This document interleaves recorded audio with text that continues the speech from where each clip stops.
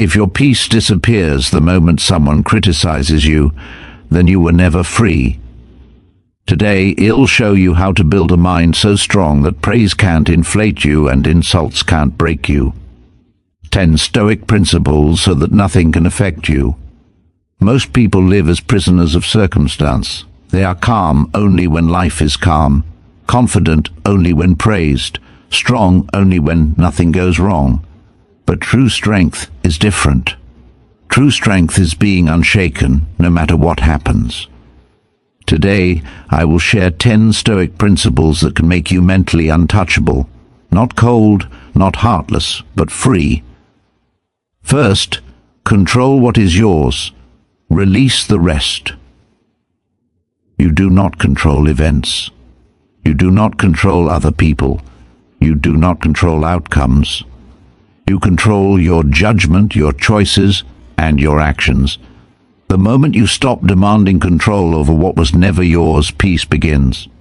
Second, nothing has meaning until you assign it. An insult is just sound. A failure is just an event. A loss is just change. Suffering begins when you label something as unbearable. Change the label, and the weight disappears. Third, desire less, fear less. If you need very little can be taken from you. Attachment creates vulnerability. Moderation creates freedom. The strongest person is not the one who has the most, but the one who needs the least. Fourth, expect difficulty, not comfort. Life is not here to please you, it is here to test you. When hardship comes, do not ask, why me? Ask, what is this training me to become? What you expect does not disturb you. Fifth, do not hand your power to others.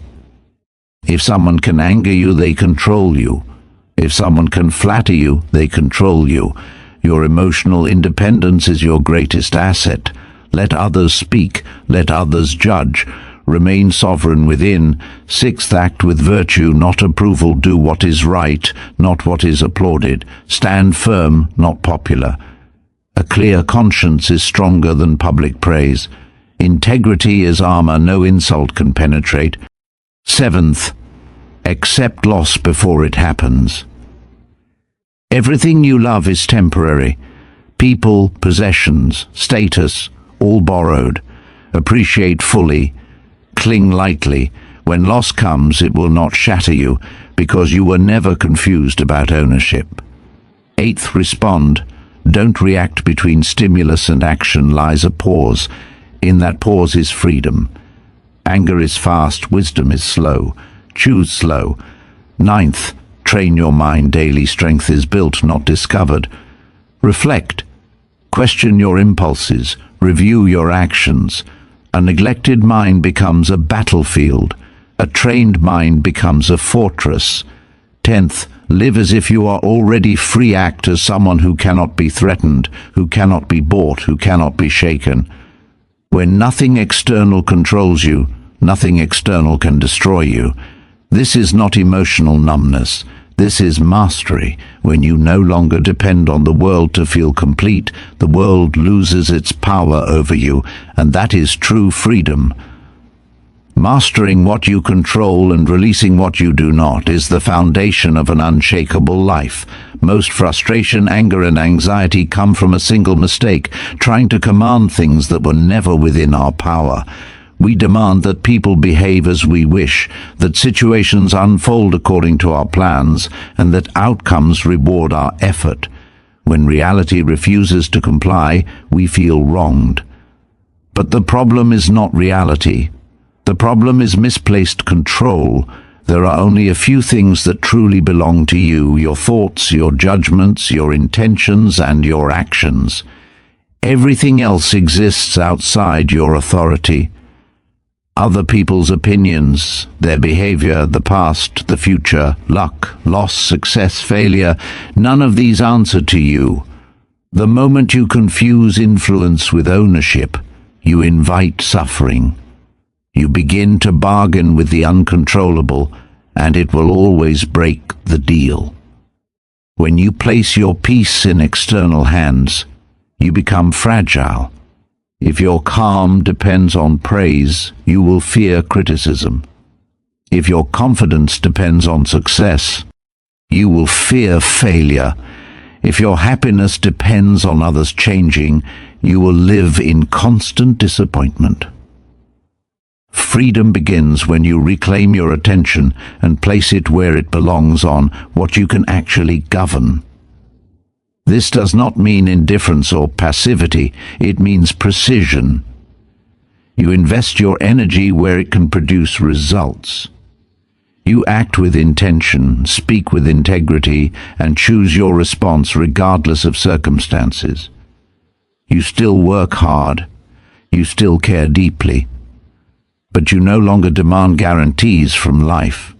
You give your best effort and release the outcome. Consider how much time is wasted replaying conversations, imagining different reactions, or wishing events had unfolded differently. None of this changes reality. It only drains the present moment. When you accept that the past is untouchable and the future uncertain, your focus sharpens. Right now becomes your only responsibility. And right now, you always have a choice. When someone insults you, the insult itself has no power. The power comes from your decision to accept it as truth. When plans fail, the failure is only an event. The suffering comes from the belief that it should not have happened. By separating events from judgments, you regain authority over your inner world. You stop asking life for permission to be at peace. Releasing what you do not control is not weakness, it is strength refined. It takes discipline to let go of expectations, to stop chasing validation, to walk away from unnecessary battles. But that discipline builds resilience. When nothing external is required for your stability, you become difficult to disturb. This mindset also brings clarity in action.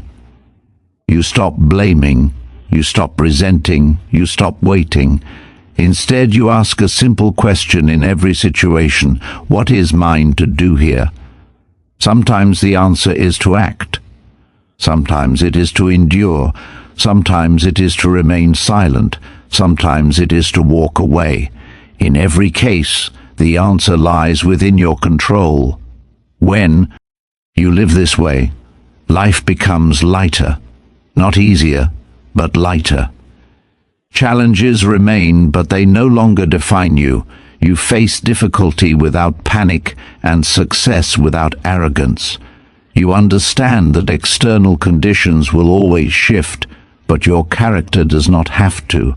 To master what is yours and release the rest is to stop fighting reality and start cooperating with it. It is choosing inner order over outer chaos. And when you make this choice consistently, peace stops being a reaction to good circumstances and becomes a state you carry with you unchanged, regardless of what happens around you. Nothing in your life carries meaning on its own. Events arrive neutral, silent, and empty. It is your mind that speaks first, rushing to label what happens as good or bad, fair or unfair, success or failure. The moment that label is applied, emotion follows: anger, fear, shame, pride, anxiety. These are not created by events themselves, but by the judgments you attach to them. Understanding this is not merely philosophical, it is the beginning of freedom. Consider how two people can experience the same situation and walk away with completely different emotions. One sees rejection as humiliation, another sees it as redirection. One experiences criticism as an attack, another as information. The external event peaceably remains the same. The inner verdict decides everything. This reveals a powerful truth. If your interpretation creates your suffering, then your interpretation can also dissolve it. The mind is quick to exaggerate. A mistake becomes an identity. A single failure becomes a future. A harsh word becomes proof of worthlessness. These conclusions are not facts, they are stories, yet once believed they feel absolute. You begin to live inside them, reacting to imagined threats rather than real ones. Awareness breaks this spell. When you pause and question your first interpretation, space opens. In that space you regain choice. This does not mean denying pain or pretending that nothing matters. Loss still hurts, disappointment still stings. But there is a difference between natural discomfort and unnecessary suffering. Pain is a signal, suffering is resistance. When you insist that something should not have happened and life owes you a different outcome, you multiply the pain. Acceptance does not erase difficulty, but it prevents it from ruling you. Your mind often treats thoughts as commands instead of suggestions. A thought appears, "This is terrible, I can't handle this ruins everything," and you obey it without question. But thoughts are impressions, not orders. You are allowed to challenge them. You are allowed to ask, is this true? Is this useful? Is this the only way to see this? Most emotional storms dissolve under honest inquiry. By learning to separate observation from interpretation, you begin to experience life more clearly. You see what actually happened, not what you feared it meant. A delay is just a delay. A mistake is just an error. A loss is just a change in conditions. When stripped of dramatic judgment, events become manageable. You stop carrying the extra weight of imagined catastrophe. This shift also changes how you interact with others. When someone behaves poorly, you no longer immediately conclude that you are disrespected or threatened. You recognize that their actions reflect their own state of mind, not your worth. This understanding protects your inner stability. You stop internalizing what was never personal. Over time, practicing this awareness builds emotional strength. You become less reactive, less fragile, less dependent on perfect circumstances. You still feel emotions, but they pass through you instead of controlling you. You respond thoughtfully rather than impulsively. You gain the rare ability to remain steady in uncertainty. The world will continue to deliver unexpected events. You cannot negotiate that reality. But you can choose how you receive it. When you stop assigning destructive meaning to every challenge, life loses its power to overwhelm you. You discover that peace was never outside, waiting for conditions to improve. It was always within your judgment, waiting to be reclaimed. By mastering your interpretations, you master your experience. And when events no longer dictate your inner state, you move through life with calm clarity, grounded not in what happens, but in how you choose to see it. The more you desire, the more vulnerable you become. Every added need creates a new point of weakness, a new place where the world can disturb your peace. When your happiness depends on possessions, recognition, comfort, or control, you place your inner stability in fragile hands.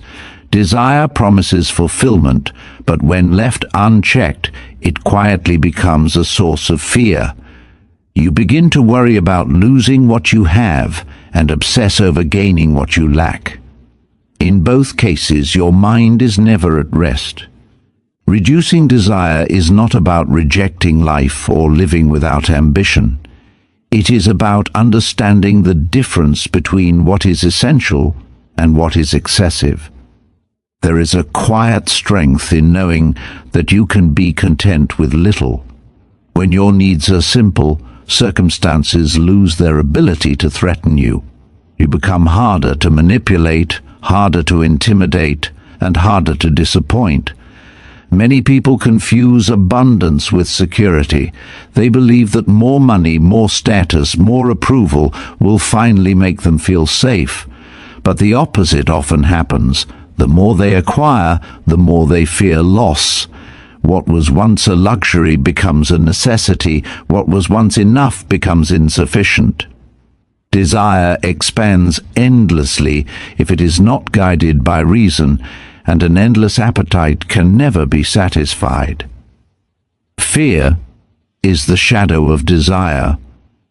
You fear losing what you are attached to, and fear not obtaining what you crave.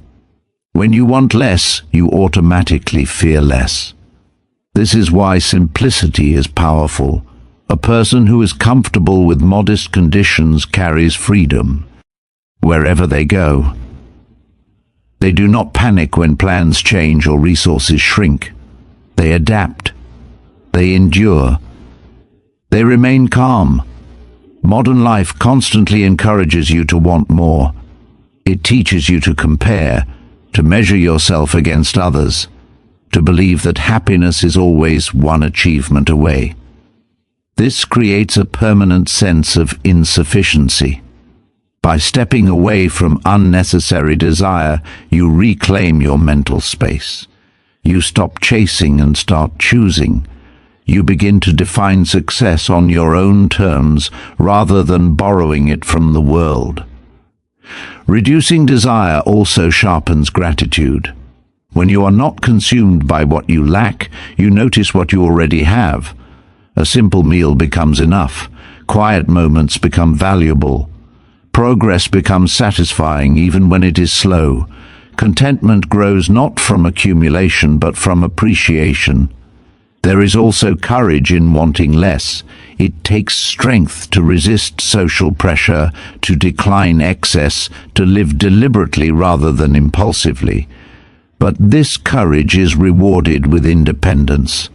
When you no longer need constant validation or luxury to feel whole, you move through life with confidence. Your sense of worth becomes internal, not negotiated. This mindset does not eliminate goals, it purifies them.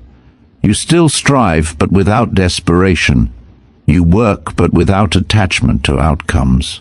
You enjoy success, but you are not enslaved by it. Failure becomes easier to face because your identity is not built on achievement alone. You remain steady whether you gain or lose. By simplifying your desires, you create emotional resilience.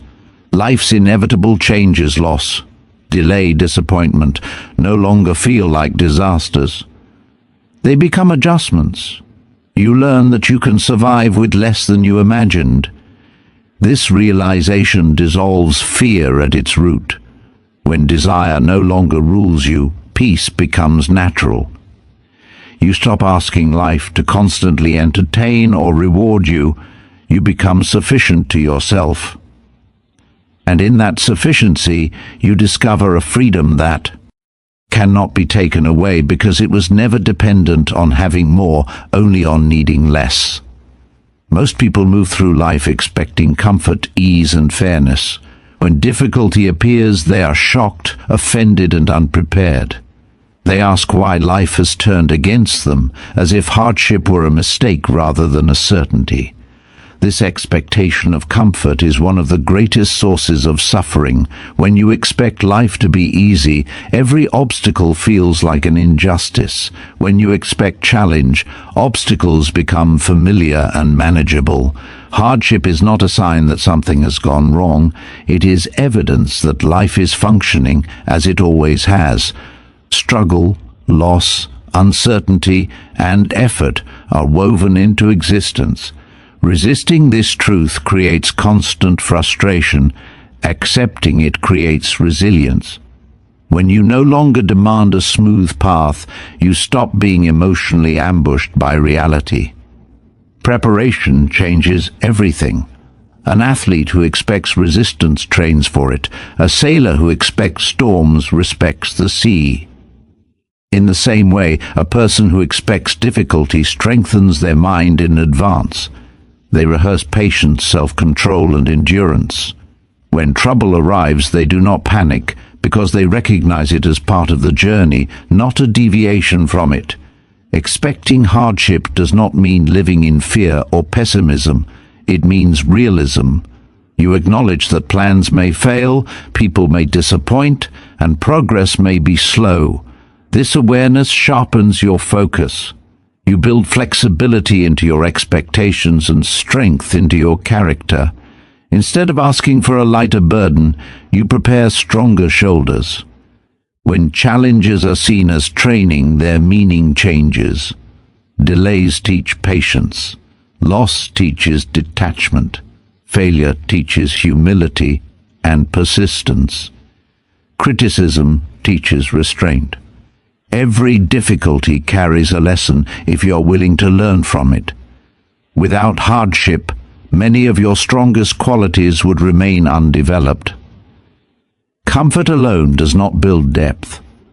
Those who expect ease often crumble at the first sign of resistance.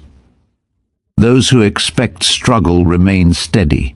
They conserve emotional energy because they are not constantly surprised. They do not waste time complaining about what should not be happening. They focus on what must be done. This mindset also prevents bitterness. When you accept difficulty as natural, you stop seeing yourself as a victim.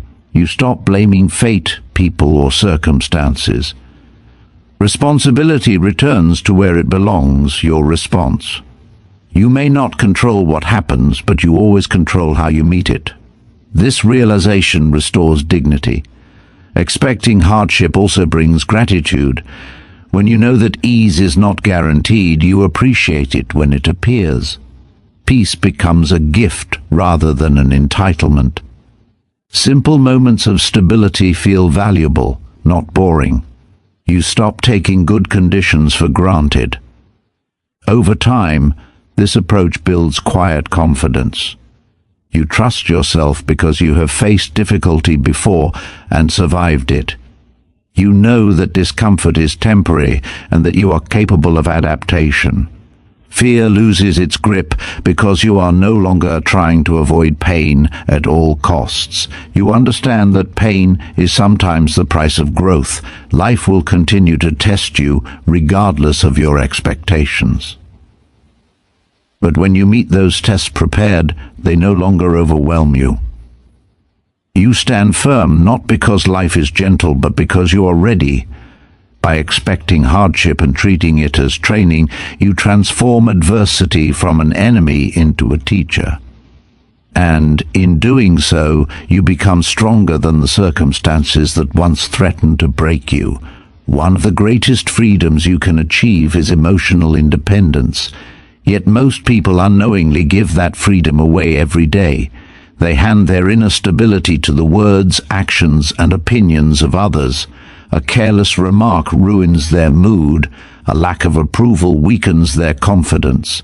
Praise lifts them up, and criticism tears them down. In this way they become governed from the outside, reacting rather than choosing. When you allow others to control your emotions, you surrender your power. You live at the mercy of forces you cannot manage.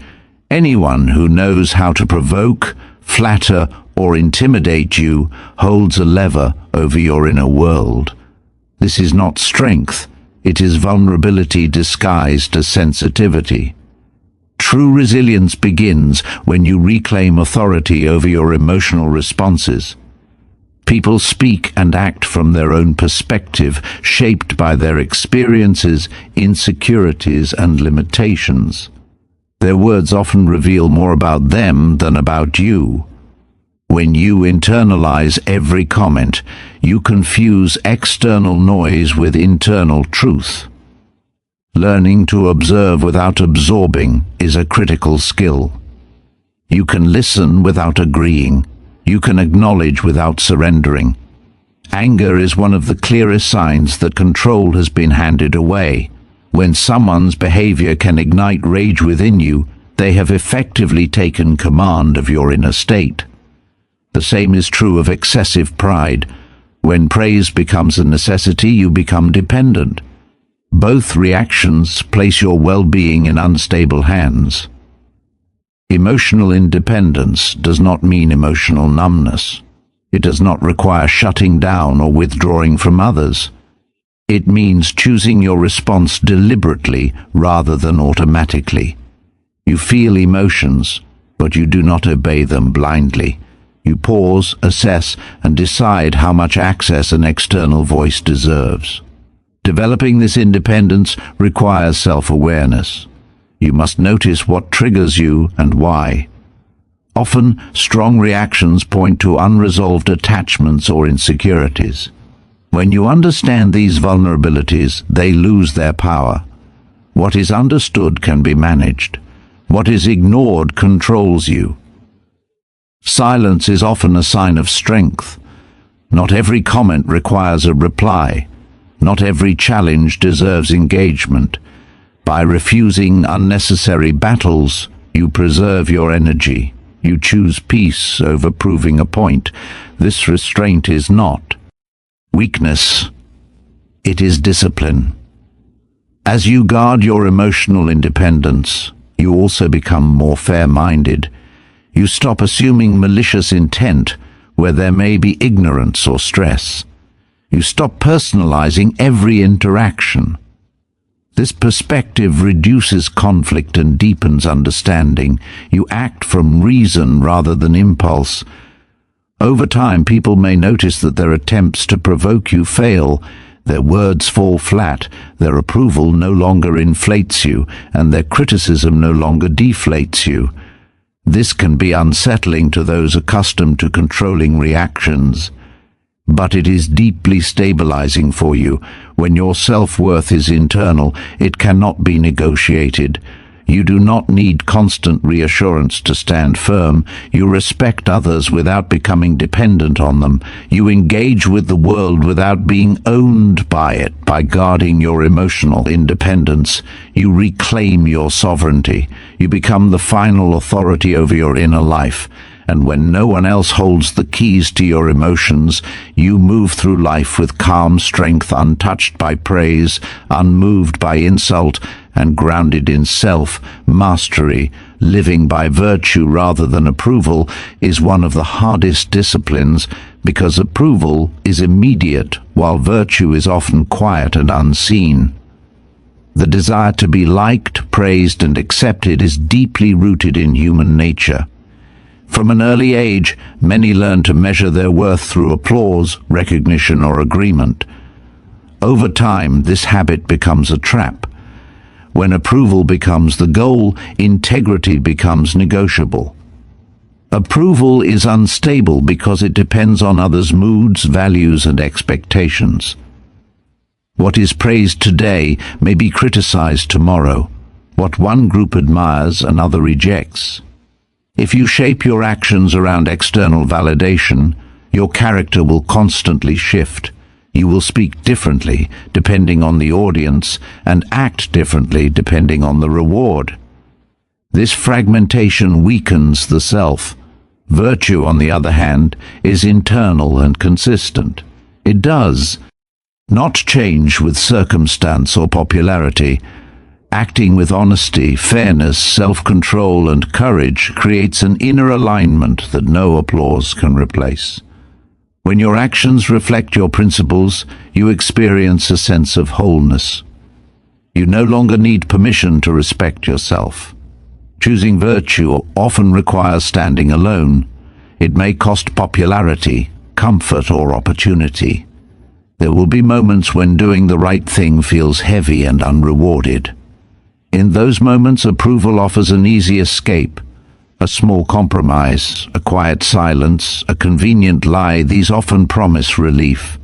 But they also erode self-trust. Each compromise teaches you that your values are optional. A clear conscience is a powerful form of protection. When you know you acted rightly, external criticism loses its sting. You may feel disappointment, but not shame. You can reflect without fear because there is nothing to hide. This inner clarity brings a deep, steady confidence that does not depend on recognition. Living by virtue also simplifies decision-making. Instead of calculating how others will react, you ask a simpler question: is this right? This focus reduces anxiety and indecision. You are no longer pulled in multiple directions by competing opinions. Your principles become your compass. Those who chase approval often feel restless. They are constantly adjusting, monitoring reactions, and seeking reassurance. This creates exhaustion. Those who live by virtue experience a quieter mind. They are not perfect, but they are consistent. Their mistakes become lessons rather than sources of self-contempt. This path does not require rejecting society or isolating yourself. You can value relationships and still refuse to be ruled by them. You can listen to feedback without surrendering your values. Respect does not require conformity. In fact, consistent integrity often earns deeper respect over time, even if it is not immediately rewarded. Living by virtue also strengthens courage. When approval is no longer the goal, fear of disapproval loses its power. You speak honestly when silence would be safer. You act justly when it would be easier to look away. Each such act reinforces your identity. You become someone you can rely on. In the end, approval fades. Crowds move on, opinions change, but character remains. When you choose virtue over applause, you build something enduring. You carry your dignity with you, regardless of how you are received. And that dignity becomes a source of quiet strength, one that allows you to stand firm even when no one is clapping.